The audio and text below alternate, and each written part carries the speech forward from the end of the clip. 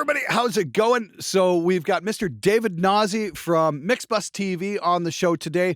David's got a brand new lesson up in Pro Mix Academy, and like it seems to be kind of thing I've been doing every few weeks is like, hey, new lesson to check out. Hey, new lesson to check out. And the thing is, you guys really seem to dig what we've been offering as of late. Dave, what's this lesson all about? Why should they check this out? Well, first of all, thank you for having me, Glenn. How are you doing? Oh, my pleasure. Yeah. If you guys haven't checked out Dave's show, it's really cool. It's like you do a lot of studio gear stuff and techniques and all kinds of stuff like that. But you also do quite a bit of metal, don't you? I do. I work on so many different genres. Like right now, I'm mastering a dancehall album. But yeah, I do metal and rock mostly. Lately, have been working with Ty Oliver, guitarist from Powerman 5000, on his side project called Reagan Romance, and it was interesting because we had several guest singer, in this project. Ryan Schuck from RG and Julian Kay, and one of the guests was we couldn't tell anyone.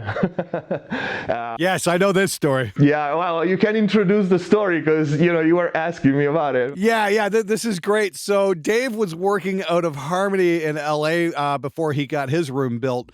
And he literally had somebody from Ghost in the fucking studio, and I couldn't tell anybody. We could not tell anybody, but yeah, one of the duets was when a guest singer for Reagan Romance. It was awesome. They are such great musicians, all of them. And yeah. Recently, the song that we recorded for this course is more on the rock and roll side, like old school rock and roll.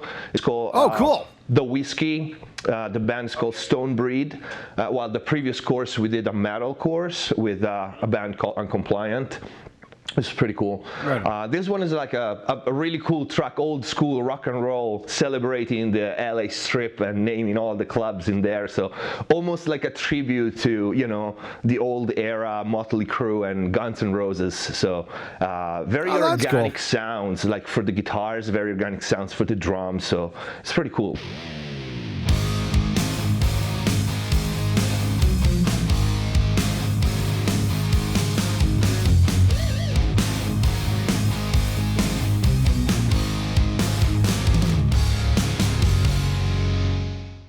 All right, so that's cool. That actually sounds like something I want to sit down and mix at some point too, because I really dug a lot of that stuff. Wasn't a huge Guns N' Roses fan, but I was definitely went through a Motley Crue phase there for a couple of years. That's for sure. Especially their first couple of records were pretty wicked. So. I think we all did at some point, right? Yeah. So what is the student going to learn from you on this? Are we working in the real drums realm? Like, what are we doing? Guitars? What's the whole story there? It's interesting, I hope, because for the first time I didn't mix the song, and then film the chorus and break down the mix, but I actually filmed the actual mixing. And this was for a client. So the interesting thing about this course, I think, is they're gonna see not just what worked and why, but also what didn't work. So like, sometimes I tried something for like 20 minutes and it didn't work, and I explained why. Right. Or I was using a compressor on a certain element for the first 2 hours of mixing, and then I realized, that doesn't work now that the bass is in and it sounds like this. So there's the raw process of mixing is not sugar-coated. There's times in which you see some parts that might be boring to watch, but that's how you learn, because that's how a real mix for a client goes. You try stuff, you hit a wall, and you try to go around the problem. Other than that, there are real guitars recorded with a Mesa, not better specified. I received the tracks, and then they also gave me a bunch of DI tracks, and they told me, hey, do whatever you want with them, like add a different sound. We want that style, but also a little more modern. We are in 2020, so it was interesting because I started using some plugins that I never used before, the Neural DSP. Yeah, I love the Neural stuff. Yeah, it's absolutely killer. I find myself reaching for the parallax on bass like all the time. On that record, I used the Abazi on one side and the Noli on the other side, and then I also got two more because I really liked them. So I got the new Kali also in the Omega for more metal, especially the Omega. I like it for more metal. And I used the Lancaster impulse responses as well in that course, Right which on. sound amazing. Like I have all the collection, you know, and it's so important. Like the ERs are so important for the guitar sound. Like I said this before, probably even more than what head you're emulating. You know, Sure. The impulse response is really a big part of guitar sounds. So it's interesting because you will see both the real amped recorded guitars next to a plug-in version. So, you know, the endless battle, which is better? Well, why don't you use both, you know? And the drums are real. The drums are real recorded. I reinforced, I know you will look me sideways, but I reinforced kick and snare with a couple of samples on it, but it's something like 30-70, where 70 is the real drum. And it's cool because they had very good ambient on the drum. So they had close overheads, room mics, far mics, mono room mics, so it sounded really good. And a lot of background vocals, like in the old days. So real gang vocals, a lot of background vocals. It's interesting. A lot of solos and guitar accents. So it's definitely a guitar-based track, guitar-driven track. That's cool. And I think it's going to be interesting. Yeah, the gang vocal stuff's always fun and it can definitely break up the monotony of doing a mix and whatnot. Just be like, oh, hey, this is kind of really neat, and because you can just process those in so many different ways and take them in so many different directions and get so many different cool sounds. So that's really awesome. It is, and in general, I always think that not just gang vocals, but background and harmonies in general, on every genre pretty much, is what makes the track and sound expensive to me, more than which compressor with which equalizer, but actually the production, the vocal production that happens before the mixing and everything. When you sit there and decide which harmonies to sing, who's gonna sing them, how many, are these gonna be gang vocals or recorded individually, that makes a lot of difference in any genre, like pop, hip hop, metal, anything.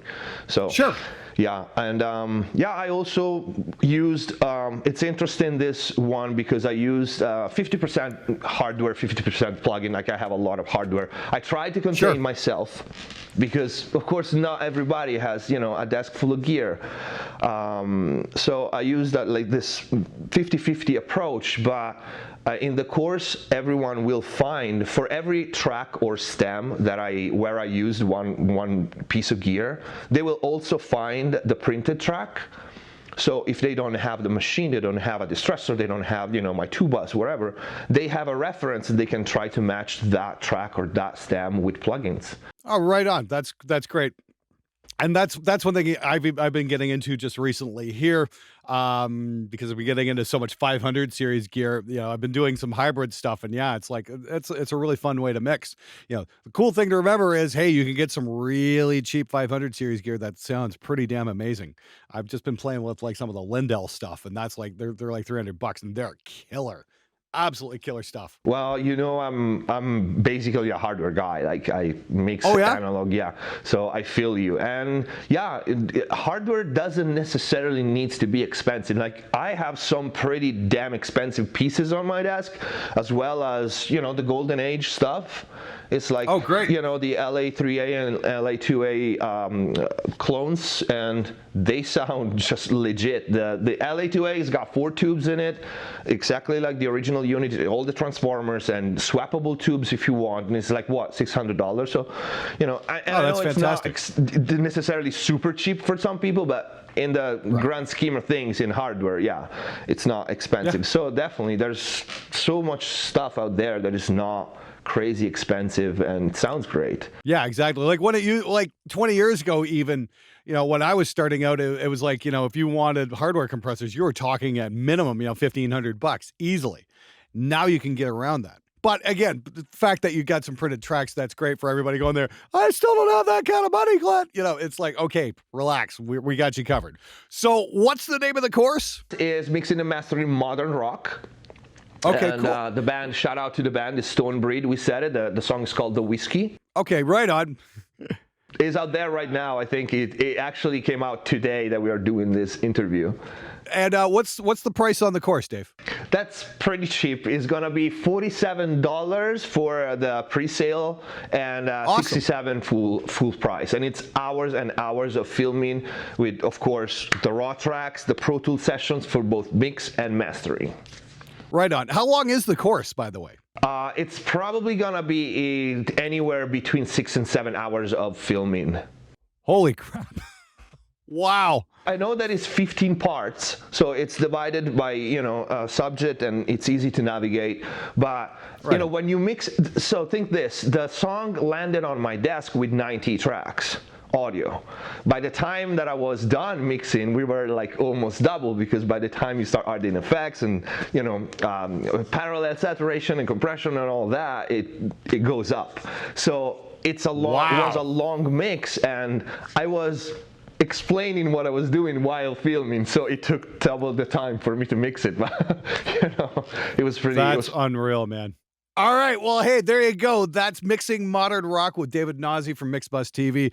If you want to get your hands on it, it's on sale now for $47. So you got about 180 tracks in there. So it's definitely something to sink your teeth into.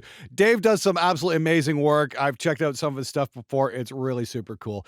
Anyway, Dave, thanks so much for being on the show. Really appreciate you taking the time. And if you guys haven't, make sure you check out his show as well, Mixbus TV. It's really freaking cool.